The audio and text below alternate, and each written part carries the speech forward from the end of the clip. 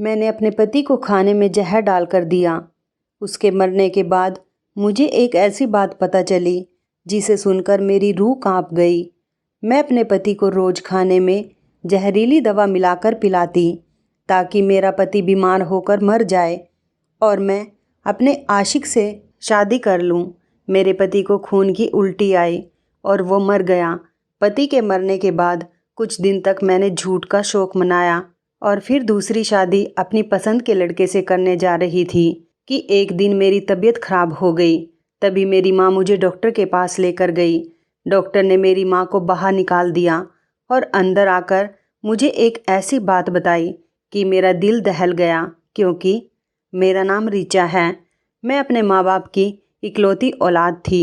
मेरे माँ बाप मुझसे बहुत मोहब्बत करते थे और मैं भी उनकी मोहब्बत पर खूब गर्व किया करती थी कि उनके जैसे दुनिया में इतने अच्छे और प्यार करने वाले माँ बाप मिले थे।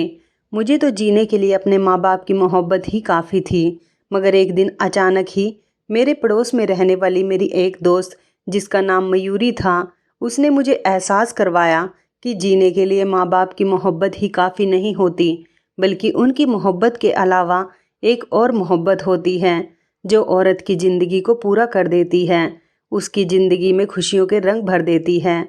मयूरी की बात सुनकर मैं बहुत देर तक हंसती रही और उसे मेरा हंसना बुरा लगा था। तब उसने मुझसे कहा कि ये देखो, ये मोबाइल, ये चूड़ियाँ और ये ढेर सारा सामान, ये सब कुछ मुझे मेरे आशिक ने दिया है। अपनी सहेली मयूरी की इतनी महंगी चीज़ें देखकर मैं हैरान रह गई। मैं वो चीज़ें बड़े शौक़ से देखे जा रही थी।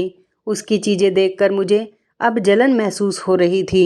वो भला मामूली सी शक्ल सूरत की लड़की थी और उसके पास इतनी कीमती चीज़ें थी। मैं उससे ज़्यादा सुंदर थी, इसलिए मुझे उस पर गुस्सा होने के साथ साथ अब जलन भी हो रही थी। मैं उसकी कीमती चीज़ें देखकर बस मुस्कुराने पर ही रुक गई थी, जबकि मेरा दिल अंदर से बुरी तरह से जल रहा था।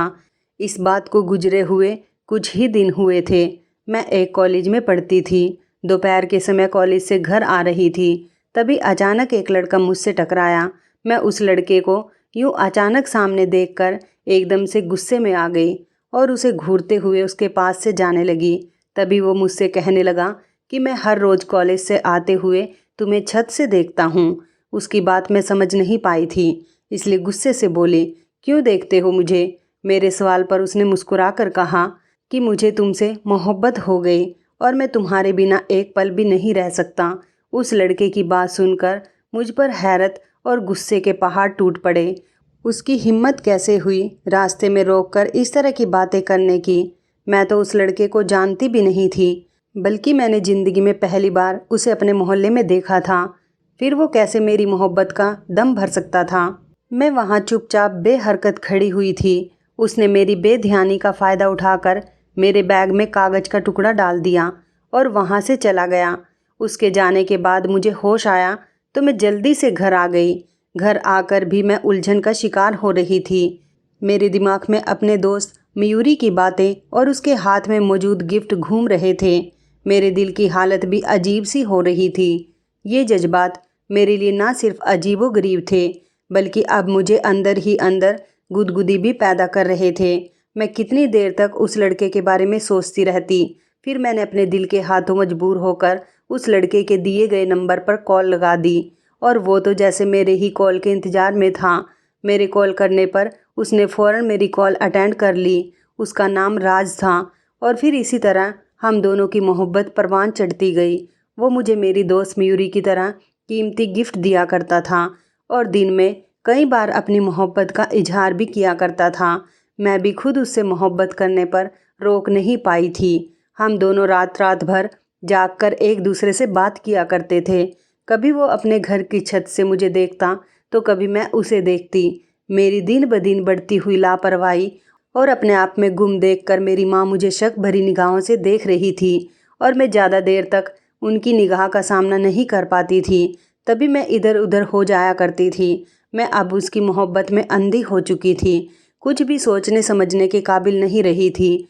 वो मुझसे अब अकेले में मिलना चाहता था, लेकिन मेरे अंदर इतनी हिम्मत नहीं थी कि उसे अकेले में मिल पाती।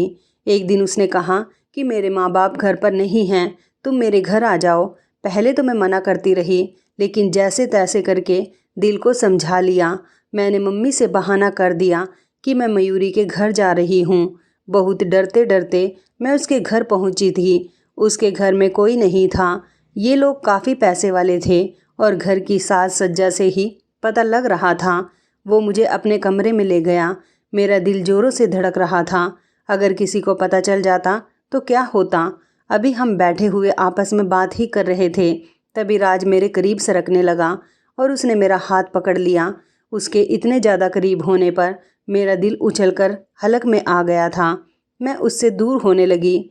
मेरी ज़िंदगी का ये पहला मौका था जब कोई लड़का मेरे करीब आया था। उसने पकड़कर मुझे खुद के करीब कर लिया। मेरी हालत ख़राब होने लगी तो मैंने कहा, राज ये क्या कर रहे हो? उसकी आंखें मदहोश हुए जा रही थी। मदहोशी में वो कहने लगा, रीचा इसमें गलत क्या है? मैं प्यार करता हूँ तुमसे। मैंने कहा, ये सब शादी से पहले ठीक नहीं है। मेरी बात पूरी नहीं हो पाई थी कि उसने मेरे होठों पर अपने हाथ रख दिए। मेरा पूरा शरीर धधक उठा और मैं जल्दी से खड़ी हो गई। मैंने कहा, राज ये सब गलत है। राज ने फिर से मुझे पीछे से बाहों में भर लिया। मेरा दिमाग मुझे समझा रहा था कि ये सब कुछ गलत है, लेकिन मेरा दिल तो राज की बाहों से निकलने को कर ही नहीं रहा था। राज की बाहों में मुझे दुनिया जहान का सुकून मिल रहा था। उसकी बाहों में मदहोश हुए जा रही थी। मैं अपने होश खो बैठती इससे पहले ही बाहर से राज के माँ बाप की आवाज़ आई और शायद वो लोग वापस आ चुके थे और राज को आवाज़ लगा रहे थे। राज ने जल्दी से घबराहट में मुझे पर्दे के पीछे छिपा दिया और बाहर चला गया। मैंने देखा कि राज के माँ बाप राज को लेकर अपने कमरे में चले गए तो मैं भी जल्दी से मौके का फ़ायदा उठाकर बाहर निकल आई थी। मेरा दिल धड़क रहा था। घर आते ही मैंने खुद को जल्दी से कमरे में बंद कर लिया। जो कुछ भी मेरे साथ हुआ था उसे याद करके मेरे दिल में ज़ोर से गुदगुदी होने लगी थी। अब तो मैं राज की और भी ज़्यादा दीवानी हो गई थी। धीरे धीरे पढ़ाई से मेरा दिल हटने लगा था कि तभी उन्हीं दिनों मेरे माँ बाप ने मेरा किसी और जगह रिश्ता तय कर दिया। मेरे माँ बाप ने मेरी मर्जी जाने बगैर ही मेरे लिए लड़का ढूंढ लिया था। मेरा होने वाला पति एक बहुत बड़ी कंपनी में अच्छे पद पर जॉब करता था। वो मुझसे उम्र में लगभग 10-11 साल बड़ा होगा, मगर उसकी शानदार नौकरी के लालच ने मेरे माँ बाप को मजबूर कर दिया था। वो मेरे जोड़ का बिल्कुल नहीं था। वो ना सिर्फ मुझसे उम्र में बड़ा था, बल्कि शक्ल सूरत भी उसकी मामूली सी ही थी। जब पहली बार मुझे अपने अचानक तय हुए रिश्ते का पता चला तो मैंने पूरे घर में शोर मचा दिया था। मैंने अपने माँ बाप को साफ साफ मना कर दिया। इस पर मेरी माँ ने मुझे बहुत खरी खोटी सुनाई थी। वो कहने लगी कि तुम्हारी शादी वहीं पर होगी जहाँ तुम्हारे माँ बाप चाहेंगे। इनकार किया तो तुम्हें अपने माँ बाप का मरा हुआ मुँह देखना होगा। मैं अपने माँ की बात सुनकर चुप हो गई और राज से सारे संबंध तोड़ डाले। कुछ ही दिनों बाद मैं अपना टूटा हुआ दिल लेकर अपने पति के घर आ गई। उसका घर काफ़ी बड़ा था। उसके माँ बाप भी मुझ पर बहुत प्यार लुटाते थे, मगर मेरा दिल इतना सब कुछ पाकर भी खुश नहीं था। मैं अब राज से बिछड़ने के सदमे में थी। मेरा पति मुझ जैसी कमसीन लड़की पाकर बहुत खुश था। वो मुझे हर समय खुश रखने की कोशिश किया करता था, मगर मुझे अपने पति की शक्ल से ही नफरत हो चुकी थी। मैं हर समय उसकी कोशिशें नाकाम बनाती रहती और अपने रूम में कैद हो जाती। मगर उन्हीं दिनों मुझे एहसास हो चुका था कि मेरा पति जो मुझसे उम्र में बड़ा था वो गुस्से में रहता था। उसका गुस्सा काफ़ी तेज़ था। कोई भी चीज़ अगर उसकी मर्जी के खिलाफ हो जाती तो वो पूरा का पूरा घर सर पर उठा लिया करता था। मैं अपने पति के गुस्से से बहुत ज़्यादा डर जाया करती थी। कभी कभी तो अकेले में खूब आंसू बहाती रहती और अपने पुराने प्यार को याद करके सोचती रहती कि काश वो मेरी ज़िंदगी में होता। मेरी सास काफ़ी अच्छी औरत थी। वो मुझे अपने पति के डांटने के बाद बहलाया करती थी। कभी कभी अपने बेटे की इस गलत हरकत पर मुझसे माफ़ी भी मांग लिया करती थी। अपनी सास का इतना बड़ा दिल देखकर, उनका प्यार देखकर मैं हैरान हो जाती और अपने पति का गुस्सा भूल जाया करती थी और अपने पति की सेवा में अक्सर ऐसे लग जाती कि जैसे कि हमारे बीच कोई कड़वाहट ही नहीं रही थी। लेकिन अब मैं पति की धूप छाँव वाली तबीयत से परेशान हो चुकी थी। कभी कभी तो वो मुझ पर बहुत ज़्यादा मेहरबान हो जाता, ऐसे जैसे दुनिया में सबसे ज़्यादा वही मुझसे मोहब्बत करता है, और कभी कभी छोटी सी बात से नाराज़ हो जाता, जैसे कभी नहीं मानेगा। एक दिन मेरे सास ससुर किसी करीबी रिश्तेदार की शादी में गए हुए थे। मैं घर में अकेली थी। तभी मेरा पति गुस्से में घर आया। मैं उसके तेवर देखकर बहुत सहम गई थी। मैं फालतू में ही किचन के काम निपटाने के लिए किचन में घुस गई। मुझे फिजूल के काम निपटाता देखकर मेरे पति का पारा और भी हाई हो गया। वो मेरे पीछे आकर खड़ा हुआ और मुझे खूंखार नज़रों से देखते हुए कहने लगा, मैं कब से घर आया हुआ हूँ, तुम्हें इतनी भी फुर्सत नहीं मिली कि मुझे चाय पानी का ही पूछ लूँ। मैं कांपते हुए अपने पति की तरफ देखने लगी। फिर उसे कँप-कँपाते हुए शब्दों में कहा कि मैं आपके लिए अभी चाय लाती हूँ। मेरी बात सुनकर वो किचन से चला गया और मैं जल्दी जल्दी चाय बनाने लगी। जैसे ही गर्मा गर्म चाय मैं अपने पति के सामने रखने लगी, वो गुस्से से मुझे घूरने लगा। फिर एक घूंट चाय का भरकर उसने चाय का कप मेरी तरफ उछाल दिया और मुझ पर चीखने लगा, कितनी गंदी चाय बनाती हो। मेरे पति की फेंकी हुई गर्म चाय से मेरा हाथ बुरी तरह से जल गया था। मेरी चीख निकल गई थी। मैं टूटे हुए कप के टुकड़े लेकर किचन में चली आई और वहीं खड़े होकर अपनी किस्मत पर आंसू बहाने लगी और अपने हाथ की जलन को अपने अंदर उतारने लगी। मेरे पीछे पीछे मेरा पति भी उठकर चला आया था। वो शायद मुझे खाने के लिए कहने आया था कि तभी अचानक मेरे पति की नज़र मेरे जले हुए हाथ पर गई तो वो सब कुछ भूल गया और मुझसे कहने लगा कि मुझे माफ़ कर दो। मुझे उसकी माफ़ी से कोई फ़र्क नहीं पड़ता था, बल्कि मेरा दिल चाह रहा था कि मैं अपने पति को धक्का देकर कहीं दूर भाग जाऊं, मगर मैं ऐसा नहीं कर सकती थी। बस अंदर ही अंदर अपने आंसू पीती रही। ऐसे ही धीरे धीरे मेरी शादी को 5 महीने बीत चुके थे। मैं अपने पति के सर्द और गर्म नेचर को लेकर काफ़ी परेशान रहा करती थी। एक दिन अचानक मेरी माँ की तबीयत खराब हो गई। मैंने सास से अनुमति ली और अपने मायके चली आई। शादी के बाद मुझे बहुत कम अपने मायके आने का मौका मिला था। जब भी अपने ससुराल से मायके आती तो मेरे पति भी मेरे साथ ही हुआ करते थे, मगर आज मैं अकेली आई थी और मेरे इरादे कुछ दिन अपनी माँ के साथ रहने के थे। मुझे घर में देखकर मेरी माँ खिल उठी। उनकी आधी बीमारी तो मुझे देखकर ही कम हो चुकी थी। मैं भी अपने घर और माँ बाप को देखकर बहुत खुश थी, मगर जब रात के समय घर की छत पर चली आई तो अचानक से मुझे अपना पुराना प्यार याद आने लगा। अपने पति के गुस्से को याद करके मुझे रोना आने लगा और मैं अपने पुराने बॉयफ्रेंड राज की प्यार भरी बातें सोचने लगी। उसे सोचते हुए मुझे ना जाने कितनी रात हो चुकी थी। तभी मैं सोने चली गई और फिर अक्सर ही ऐसा होने लगा कि वो लड़का मुझे याद आने लगता और मैं कई कई घंटे उसकी याद में गुजार दिया करती। एक रात मेरे साथ अजीब सा हादसा हुआ। मैं अपने घर की छत पर बैठी थी, तभी एक बड़ा सा पत्थर मेरी तरफ आया, जिसे देखकर मैं घबराकर इधर उधर देखने लगी कि तभी मुझे 2-3 घरों की छत के बाद उसकी छत नज़र आई। शादी से पहले मेरा जिस लड़के से अफेयर था, ये वही लड़का राज मेरे सामने खड़ा था। मैं उसे पहचान गई थी। काफ़ी दिनों के बाद उसे अपने सामने देखकर मेरे चेहरे पर मुस्कुराहट आ गई थी। वो भी मुझे दूर से देख रहा था। उसकी निगाहों में मेरे लिए मोहब्बत थी। उस रात के बाद हम दोनों के बीच फिर से कांटेक्ट हो चुका था। वो मुझसे शिकायत करता रहता, क्यों तुमने मेरी मोहब्बत को भुला दिया, क्यों तुमने मोहब्बत के वादे मेरे साथ किए और शादी दूसरे के साथ कर ली। उसके सवाल पर मैंने उसे बताया कि मेरे माँ बाप को हमारे रिश्ते के बारे में शक हो गया था, इसलिए उन्होंने मेरे साथ ये सब कुछ ज़बरदस्ती किया है। उसे मेरी बात पर विश्वास आ गया था। तब उसने मुझे कुछ और नहीं कहा था। हम दोनों कई घंटे एक दूसरे से बातें किया करते थे या फिर अपने घर की छत से एक दूसरे को देख लिया करते थे। मैं शादी के बाद से बहुत चुपचाप होकर रह गई थी। मुझे दोबारा से खुश देखकर मेरी माँ भी बहुत खुश थी और एक दिन मेरी माँ का व्यवहार मेरे साथ बहुत ही ख़राब हो गया। उन्होंने शायद मेरी चोरी पकड़ ली थी। मैं जो रात से छुप छुप कर बातें किया करती थी, मेरी माँ को इस बारे में शक हो चुका था। तभी उन्होंने मुझसे एक दिन कहा कि तुम अपने ससुराल वापस चली जाओ, तुम्हारा पति तुम्हारा इंतज़ार करता होगा। मैं राज से मिलने के बाद अपने पति को पूरी तरह भुला बैठी थी, मगर अपनी माँ के याद दिलाने पर मुझे अपने पति की याद आई, जिसे सोचकर ही मेरा हल्क तक कड़वा हो गया था। मैं अपनी माँ के ज़ोर ज़बरदस्ती करने पर बहुत बेदिली से अपने ससुराल चली आई, मगर मेरा दिल अभी तक राज के लिए तड़पता रहता। मैं अपने ससुराल चली आई थी, मगर अब अक्सर मुझे राज के फ़ोन आने लगे थे। कभी कभी तो वो मुझे मेरे पति के सामने कॉल कर दिया करता था, जिस पर मेरा पति मुझे शक भरी निगाहों से देखता। मैं अपने पति से डरकर राज से कहती कि तुम मुझे बेवक्त कॉल मत किया करो, मगर वो मेरे मना करने के बावजूद भी मुझे कॉल कर दिया करता था। उस रात मेरा पति जल्दी घर आ चुका था। मैं भी सोने की तैयारी कर रही थी, तभी मेरा मोबाइल बज उठा। मेरे पति ने मुझे घूरते हुए पूछा कि किसकी कॉल है। मैंने डरते डरते कहा कि मेरी माँ की कॉल है। मेरे ये कहने के बावजूद भी उसकी आंखों में मेरे लिए शक था। मैंने राज से साफ शब्दों में इनकार करते हुए कहा कि मुझे आगे से कॉल मत करना। मेरा सख्ती से इनकार करना शायद उसे पसंद नहीं आया था और फिर वो मुझे ब्लैकमेल करने लगा कि तुम अपने पति को छोड़कर मुझसे शादी कर लो। अगर तुमने मुझसे शादी नहीं की तो मैं तुम्हारे बारे में तुम्हारे पति को सब कुछ बता दूंगा।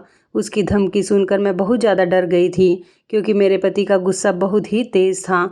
अगर मेरी ये हरकतें मेरे पति तक पहुंच जाती तो शायद वो मेरी जान भी ले लेता। मैं दिन रात डर के साए में गुजारने लगी कि आगे मेरी ज़िंदगी में क्या होगा। अगर मेरा सच मेरे पति को पता चल गया तो वो मुझे घर से निकाल देगा या मेरी जान ही ले लेगा। मुझे राज की कॉल लगातार आती रहती थी और मुझे अपने पति से छुटकारा पाने के वो अलग अलग उपाय बताता। कभी कभी तो मेरा दिल चाहता कि मैं राज के बताए उपायों पर काम करूं और अपने पति से छुटकारा पा लूं, और कभी कभी सोचती कि ये सब गलत है और उसके अंजाम को सोचकर मैं डर जाती और अपने आप को बुरे कामों से दूर रखती। एक दिन अचानक राज मेरे ससुराल आ पहुंचा। उसने पहले मुझे कॉल करके बता दिया था कि मैं तुम्हारे घर के बाहर तुम्हारा इंतज़ार कर रहा हूँ। अगर 5 मिनट के अंदर तुम मेरे पास नहीं आई तो मैं तुम्हारे घर आ जाऊँगा। मैं उसकी धमकी से डर गई थी, इसलिए मैं उससे मिलने घर से बाहर चली गई। मुझे यूं घबराया हुआ देखकर राज मुस्कुराने लगा। मैं उसके मुस्कुराने पर परेशान हो गई। तभी उसने मुझे एक दवा दी। उस दवा की बोतल को देखकर मैं परेशान हो गई। समझ नहीं आ रहा था कि इसमें क्या है और मैं उसको देखने लगी। तभी मुझसे बोला कि रोज़ाना थोड़ी सी दवा खाने में मिलाकर अपने पति को खिला देना, फिर वो पूरी रात सोता रहेगा और फिर हम दोनों आपस में खूब बातें कर सकते हैं। तुम्हारे पति को बिल्कुल भी शक नहीं होगा। मैं वो दवा लेकर घर आ गई और फिर उसकी बात मानते हुए उस दवा की थोड़ी सी मात्रा अपने पति के खाने में मिलाने लगी और हर रोज़ दवा मिलाकर वह खाना अपने पति को खिलाने लगी। मगर मुझे नहीं पता था कि ये जहरीली दवा है जो धीरे धीरे मेरे पति को मौत के घाट उतारने का काम कर रही थी। मेरा पति अब दिन ब दिन कमज़ोर होता जा रहा था।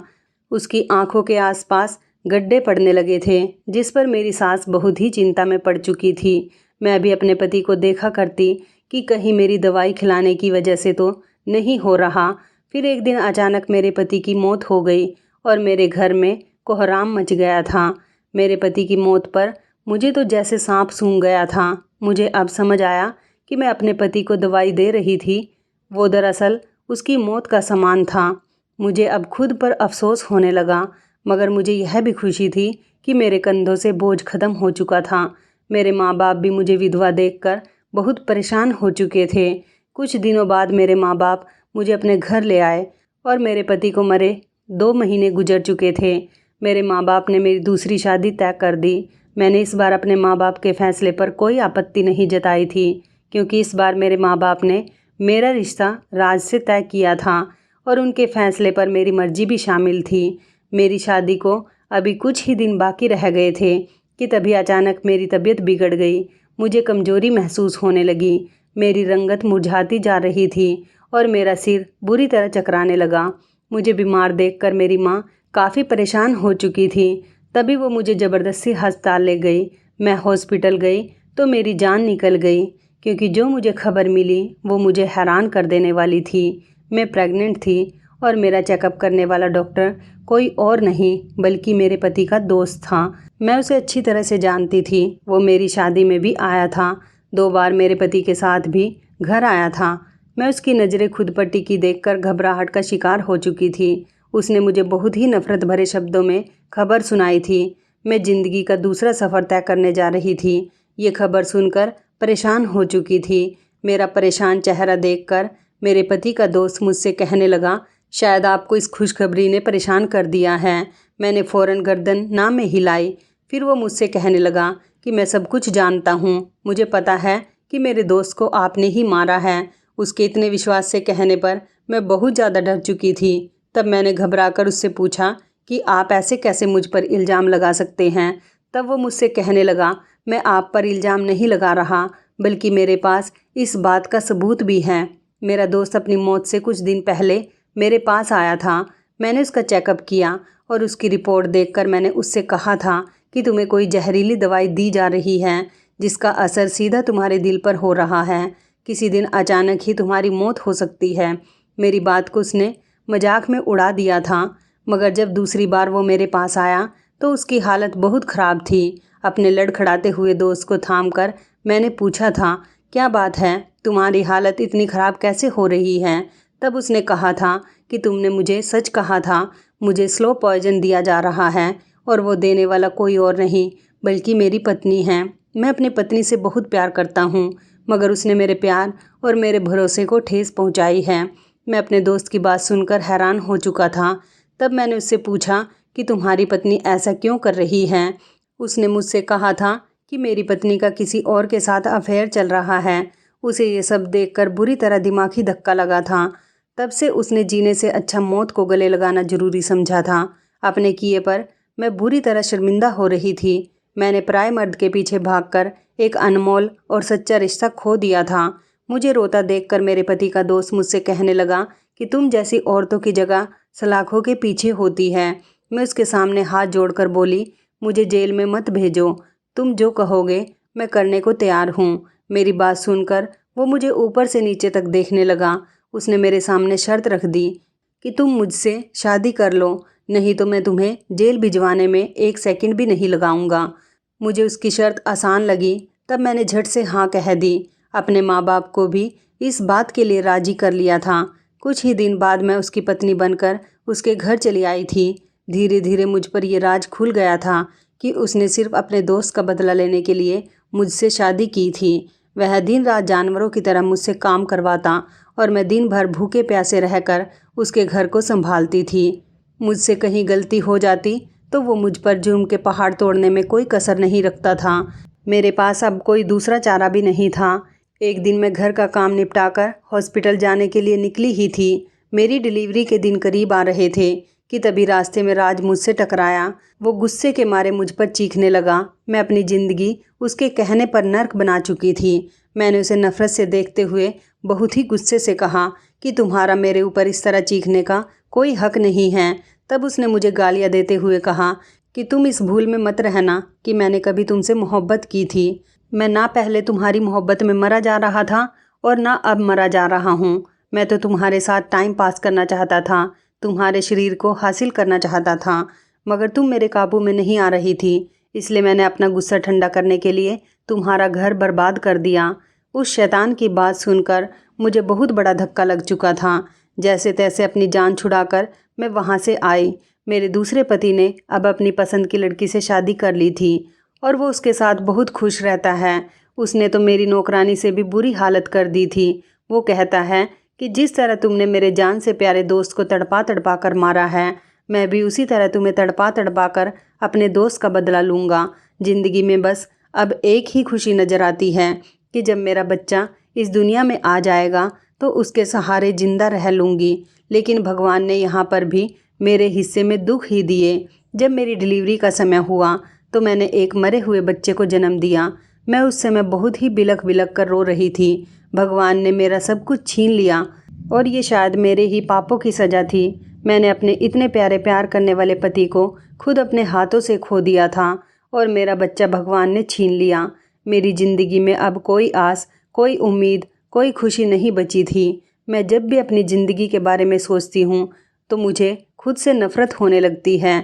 यह एहसास मुझ पर बुरी तरह हावी होने लगा है कि मैंने यह खूबसूरत और इतने पवित्र रिश्ते को एक गैर मर्द के बहकावे में आकर मौत के मुंह में धकेल दिया था। काश मैं अपने पति को इज्जत देती, उसकी मोहब्बत को समझती तो मेरा घर आज बर्बाद ना होता। कभी कभी अच्छी चीज़ खोने के बाद ही हमें एहसास होता है कि हमने कितना बड़ा नुकसान उठाया है। तो दोस्तों, कहानी को लेकर अपनी राय ज़रूर दें। क्या रीचा को सज़ा मिलनी चाहिए? क्या रीचा माफ़ी के लायक हैं? तो इस कहानी के बारे में आपकी क्या राय है? कमेंट करके ज़रूर बताइएगा। दोस्तों, आपको हमारी ये मज़ेदार कहानी कैसी लगी? आप हमें कमेंट बॉक्स में ज़रूर बताएं। यदि आपके पास भी ऐसी कोई प्यारी सी कहानी है या फिर ऐसी कोई कहानी जिससे कुछ शिक्षा मिले तो आप हमारे साथ उसको ज़रूर शेयर करें। दोस्तों, यदि आपको हमारी ये वीडियो अच्छी लगे तो आप हमारी इस वीडियो को लाइक शेयर ज़रूर करें और ऐसी ही दिल को छू लेने वाली प्रेरणादायक कहानियाँ सुनने के लिए हमारे चैनल को भी सब्सक्राइब करें। यदि आप हमें फेसबुक पर देख रहे हैं तो आप हमारे फेसबुक पेज को लाइक और फॉलो ज़रूर करें। तो दोस्तों, फिर मिलते हैं ऐसी ही ज़बरदस्त कहानी या टिप्स के साथ नई वीडियो में। तब तक के लिए आप सभी का धन्यवाद। आप सभी अपना ख्याल रखना। आपका दिन शुभ व मंगलमय हो।